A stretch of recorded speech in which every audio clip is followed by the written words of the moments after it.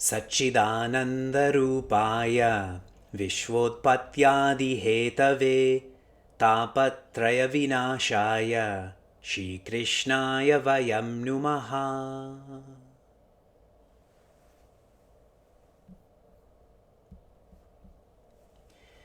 Janmadhyasya yatonvaya ditaratascharteshvabhignaswarat Tene Brahma Hridaya Adi Kavaye Muhyanti Yatsurayaha Tejo Vari Mridam Yatha Vinimayo Yatra Trisargo Mrisha Dhamna Svena Sada Nirasta Kuhakam Satyam Param Dhimahi Dharma Projita Ketavotra Paramo Nirmatsaranam Satam Vedyam Vastavamatra Vastu Shivadam Tapatrayonmulanam Srimad Bhagavate Mahamuni Krite Kim Va Parerishwaraha Sadyo Hridyavarudyate Trakritibihi Shushrushubistatshanat.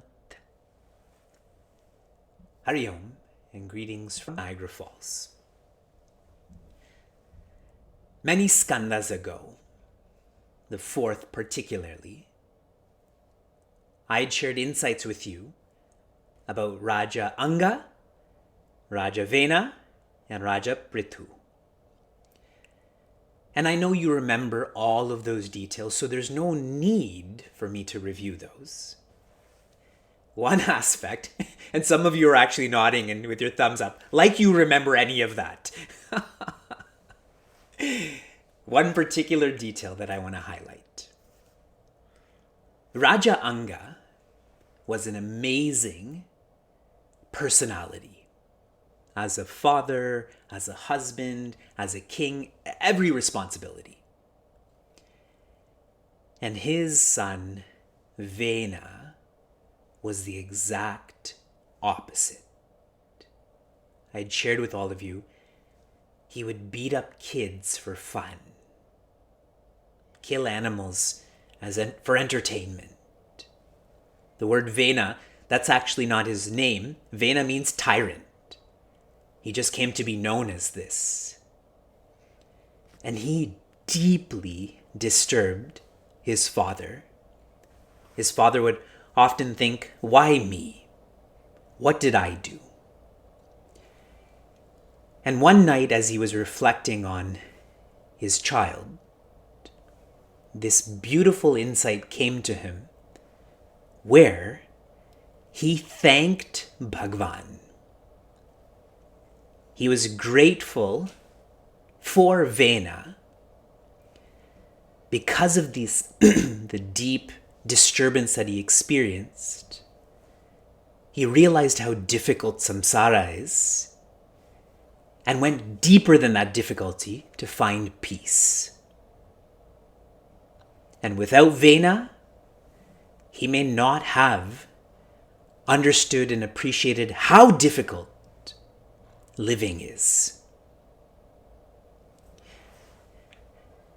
In Ramayana, one of Bhagavan Rama's messages is, I only love love.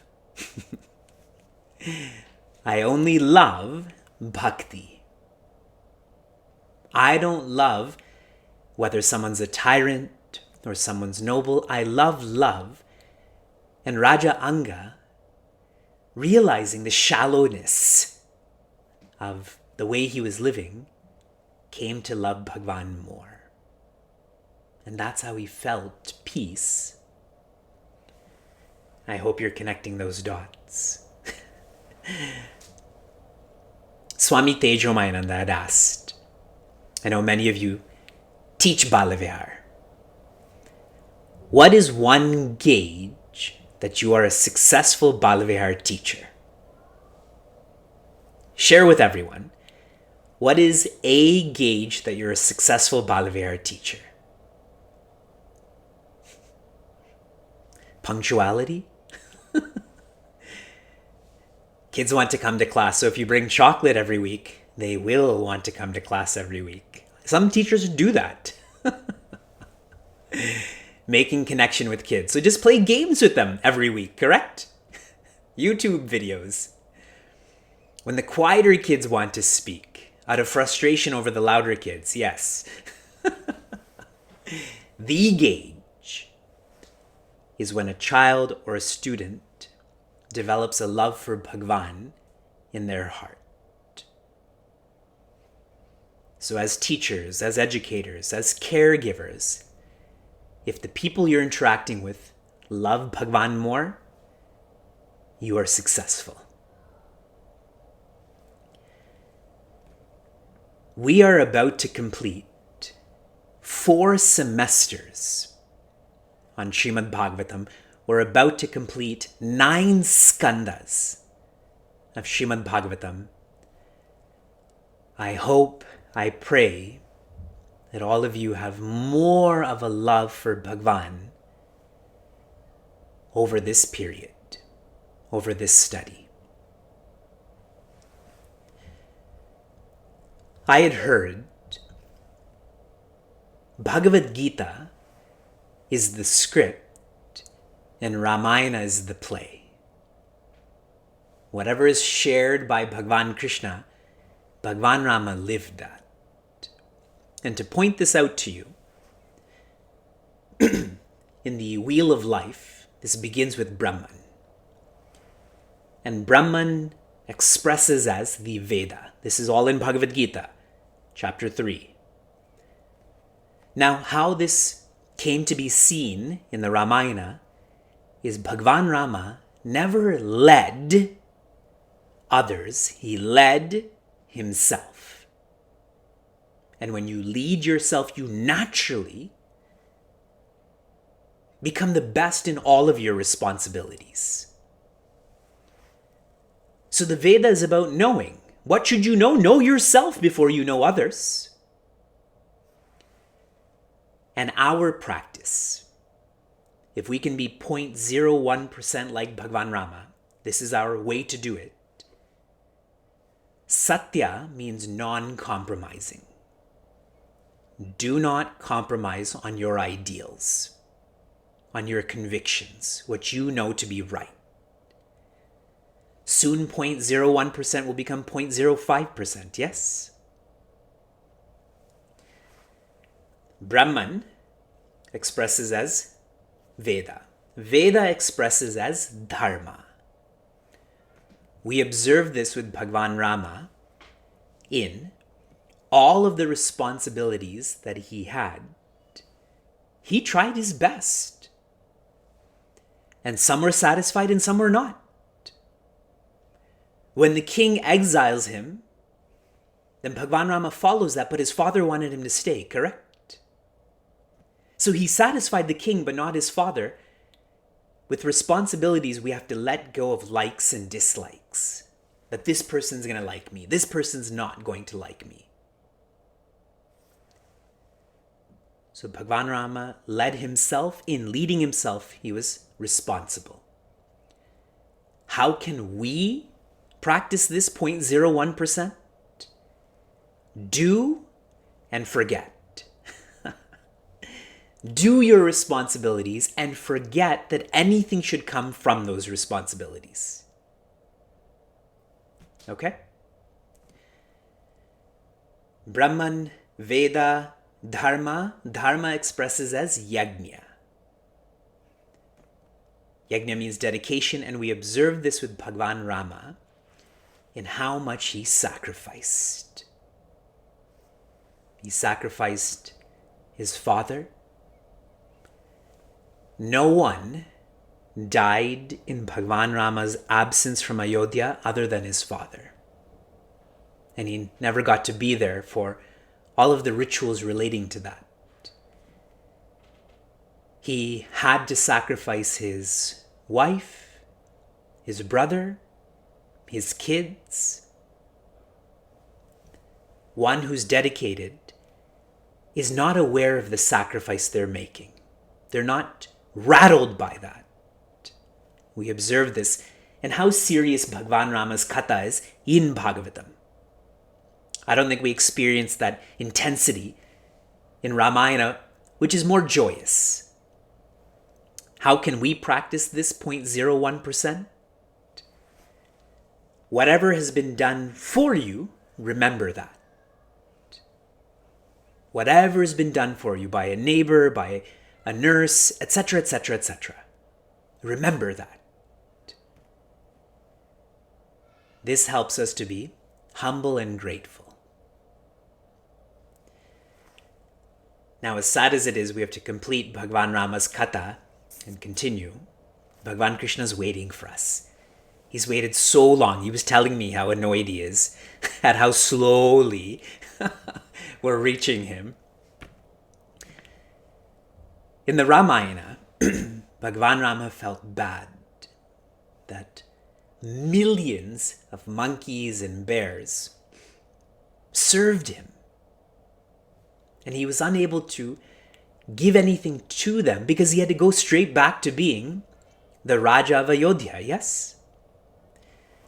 But he never forgot what they had done for him. He remembered.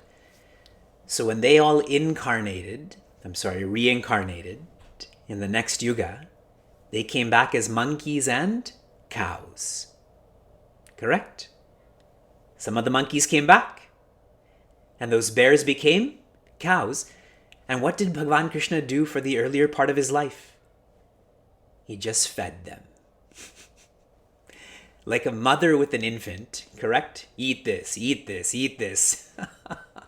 So that's what Bhagwan Rama did as Bhagwan Krishna, correct? That's amazing. And if you want to make this more personal, what Bhagwan Rama did, he did for us.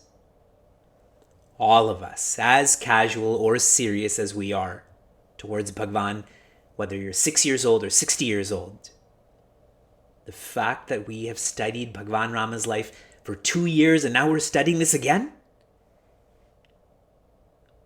it's like we were a monkey, like we were a bear, like we were a cow. And this is much better because ghee is not good for your heart.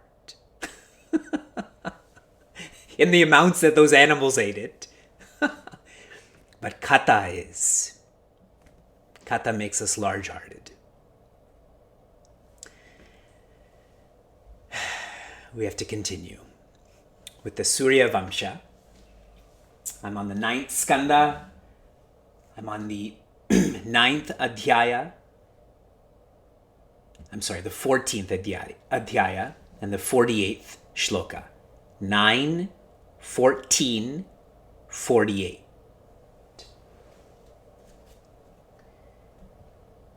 Eka eva pura vedaha pranava sarva vangmayaha devo narayano nanya ekogni varna eva cha.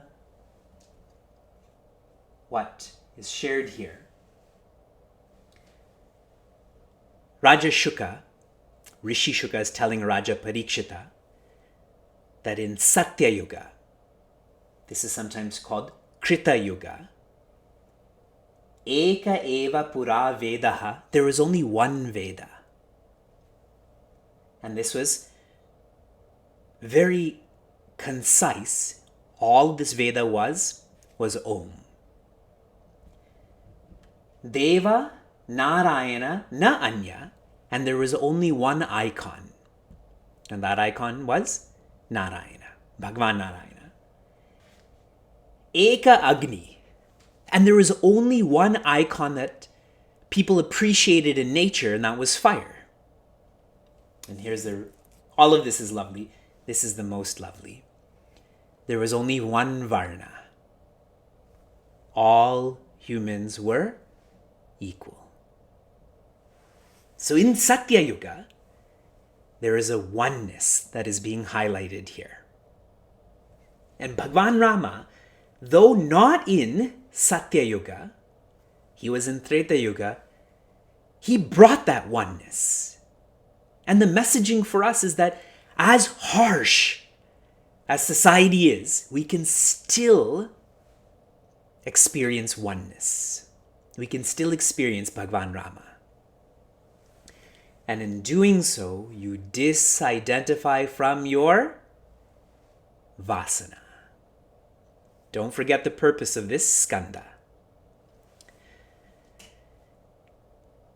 In the Surya Vamsha, one of the great leaders, his name is Ikshvaku. That's a powerful name. And he's referenced in Bhagavad Gita also. He had a son named Nimi. And if you study the names in Bhagavatam, no name is strictly for devas or devis. I've met more Nimis who are devis than devas, but his name is Nimi. And he was as great as Raja Ikshvaku. He was cursed, however. And the curse was, may you die.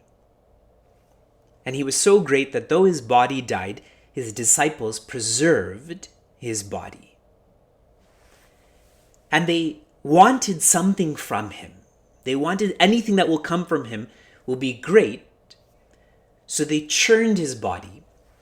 They cloned his body. You want to know the origination of cloning? Bhagavatam. They cloned his body, and you know who came out? The one who has an unusual birth. And his name is Raja Janaka. The word Janaka means the one who has had an unusual birth. Another name of his, he was born from the one without a body. So he came to be known as Vaideha. Correct? And finally, he was born by Mathana. Mathana means churning or cloning. So his name came to be known as Mithala. And the city that he founded was Mithala, with the long A. I'm sharing this with you because one of the heroes in your life should be Raja Janaka. Okay? If you have a poster of Hrithik Roshan or Aishwarya Rai or whoever else is on your walls, please change that to Raja Janaka. Now I've explained some of his names to you. He had a son named Shiradhwaja. And Shiradhwaja means the one who plows. And literally means the one whose flag has a plow on it. And he is the one who found Devi Sita. You know how Devi Sita was found? Have you ever seen a grader before? A grader pushes dirt but collects dirt too. She was found in that furrow. They call it a furrow. And what's beautiful about this is that she came from the earth and she went back home. And what is her co-wife's name? Bhudevi, yes. See, we're always Bhagwan Rama or Bhagwan Narayana has two wives. They're the same. Yes. Let us not get lost. Sometimes I find in mandirs, they put more and more murtis there. Did they do it for the people or did they do it for the sponsorship? Fascinating, no?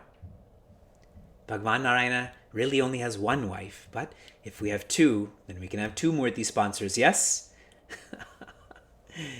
So I wanted to share those insights on Raja Janaka and his daughter, Devi Sita. Further details, and the Surya Vamsha ends. So now who is the next Vamsha that we have to study? The Chandra Vamsha.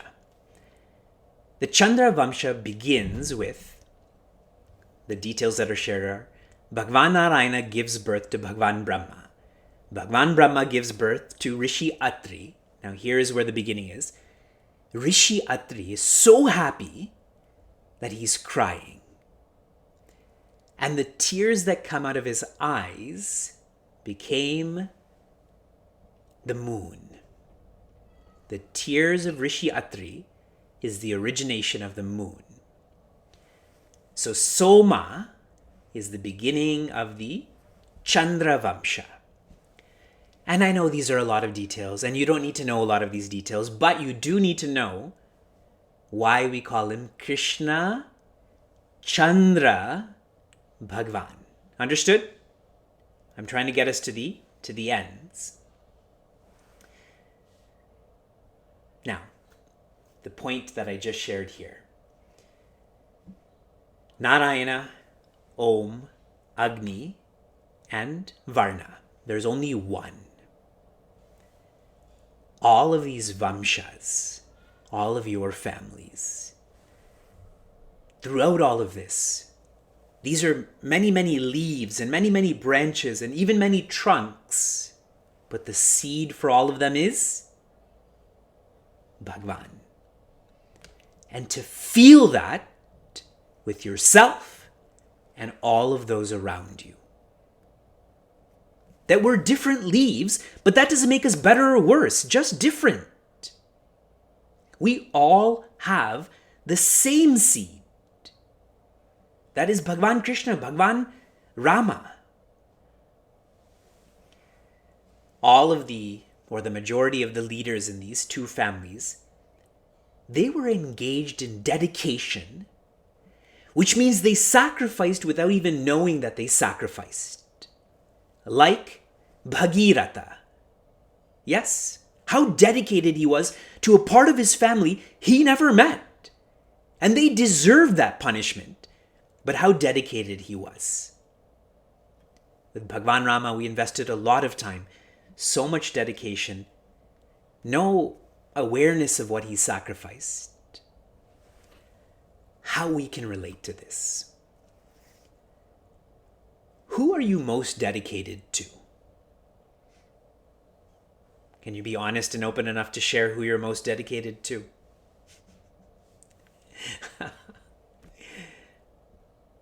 The one you are most dedicated to, this is preceded by love.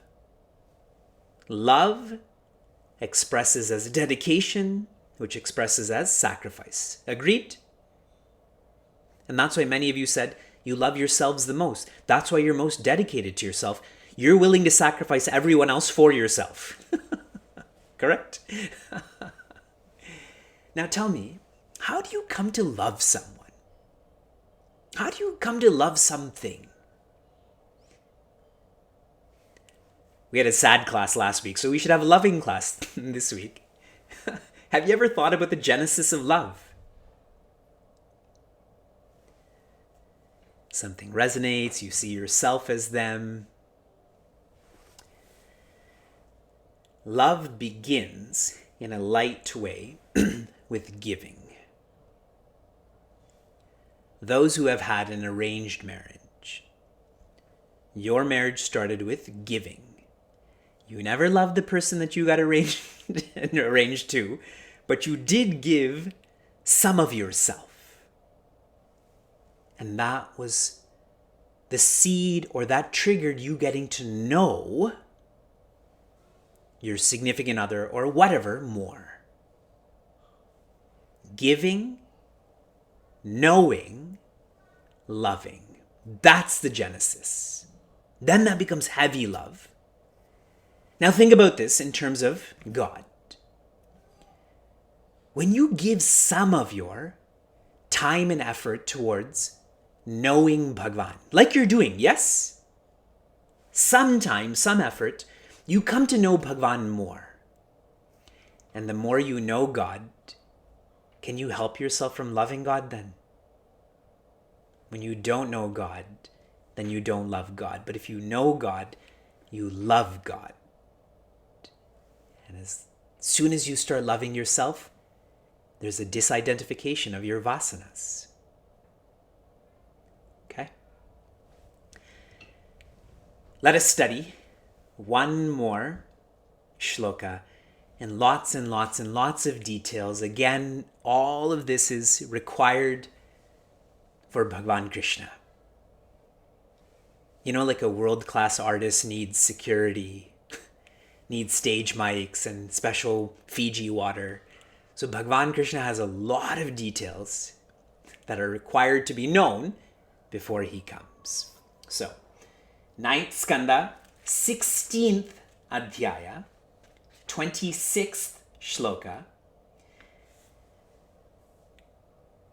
Who are we going to meet now? We are going to meet Parusharama. So lots of details about him. 9:16:26. Aste dhyapi mahindradrau nyastadanda prashantadhihi upagiya manacharitaha siddhagandharvacharanaihi. The Siddhas, the Gandharvas, the Charanas or Charanas, they all praised. His real name is Rama. Parusha means an axe, the Rama that holds the axe. Just like we say Kodanda Rama, correct? The one who holds the bow. So his name is Rama. He is one who is Prashanta Dhihi, most peaceful, and he's residing near the Mahindra, the Mahindra mountain. We have people in class who are named Mahindra. See, this is very different than what you know of Parusharama, correct? So how did he get to be so peaceful where everyone in creation is praising him? Here's how. Richika was married to Devi Satyavati. Fine, put them there. They had a child, his name was Jamadagni. And he was married to Renuka. We have people in class who are named Renuka. And they gave birth to a son whose name is Rama. Not the Bhagwan Rama that I just referred to, but Parusharama. At this time, there was a prominent king whose name was Arjuna. Not the Arjuna that we know from Bhagavad Gita. And where was Arjuna's capital? How many of you have seen Bahubali? What is the capital of Bahubali? There's some history you can learn from Bahubali. Mahishmati. Imagine me being that angry mother who's saying, Mahishmati is always right. So this king's kingdom or capital is Mahishmati. Those who love Bahubali are so happy that this movie is now referenced in Bhagavatam. Don't think it was the other way around, okay? This Raja Arjuna was so prominent that he actually was blessed with 1,000 arms. And one day, out of fun, he had stopped the flow of a river. And who was downriver? Now we are introduced to Ravana. So your first reference to Ravana has come here now. And it was earlier, but specifically. And Ravana was quite angry because his water source stopped. So he went to fight with his 10 heads against his 1,000 arms. And this Raja Arjuna just played with him like a toy. You may have heard that before, that he put him in his armpit.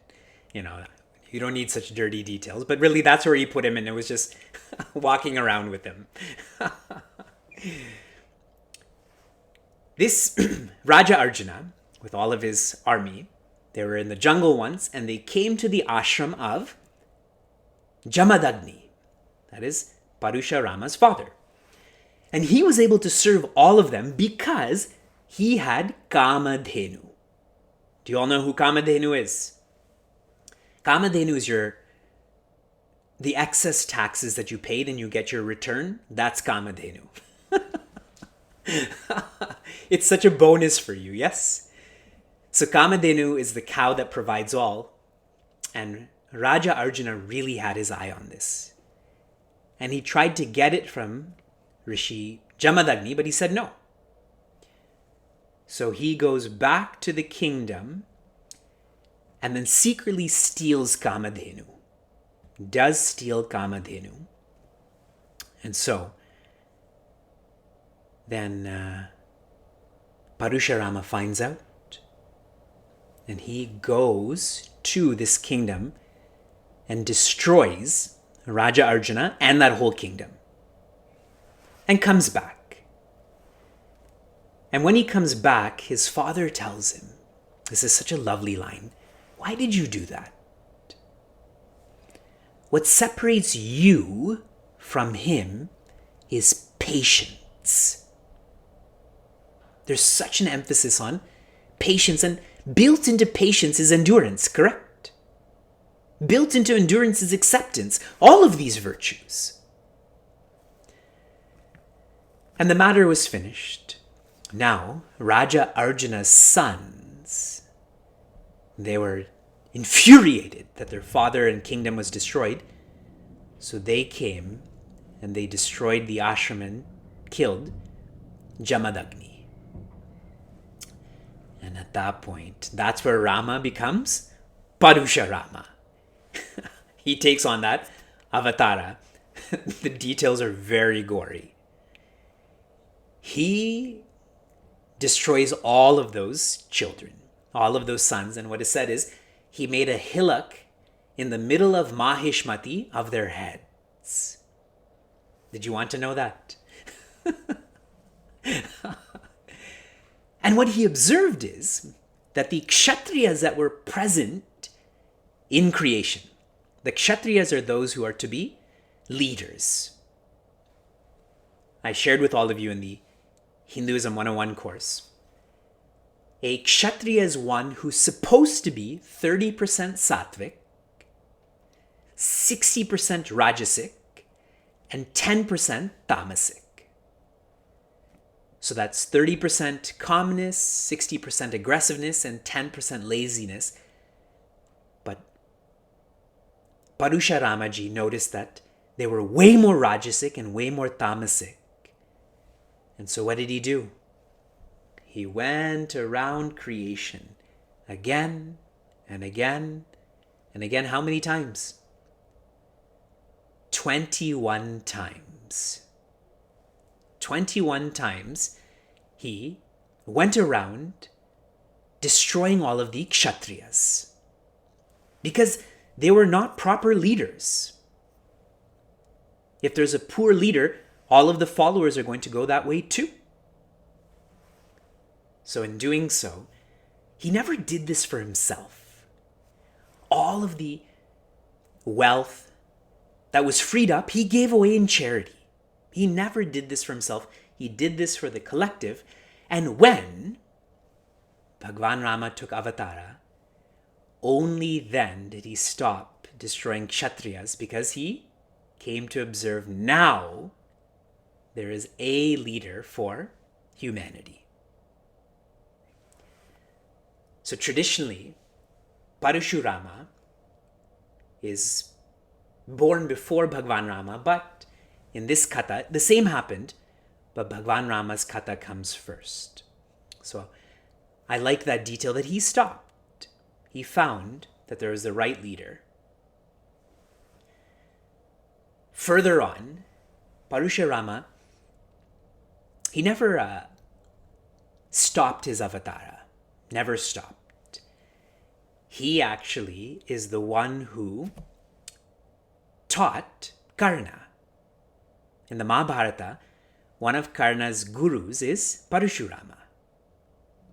Did you all know that? So now if you want to meet Parashurama, you can go meet him. He's near Mahendra Mountain. But you have to be as quiet and peaceful as he is for you to find him. It's like your car keys. Your car keys are quiet and peaceful. As long as you're agitated, you never find them, correct? But as soon as you become quiet and peaceful, you remember you left them in the car. See, that's the benefit of having one of those turn keys rather than the push button, right? With the turn key, you always have your keys with you. Which with the push button, your car key lives in your car. Some other details. More of the leaders in the Chandra Vamsha, Shaunaka, Rishi Shaunaka is highlighted. And Raja Dhanvantari is highlighted too.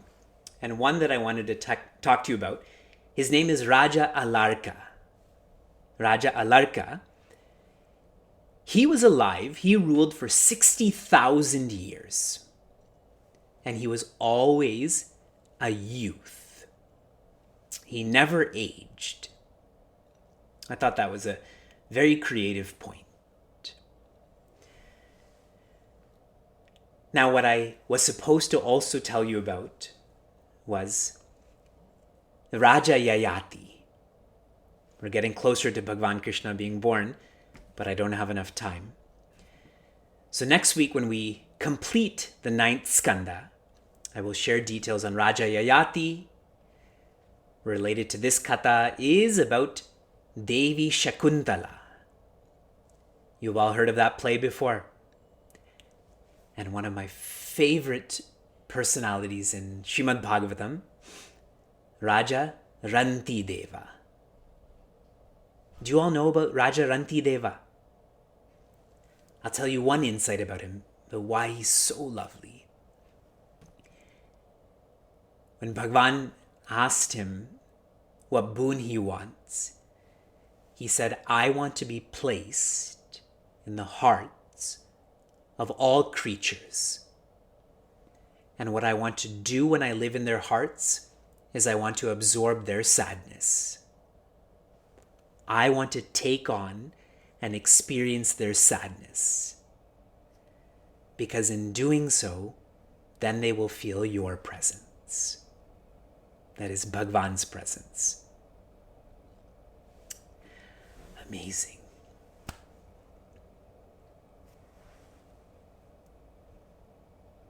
Bhagavan Matsya ki. Here's where everyone, yes, thank you. Chat.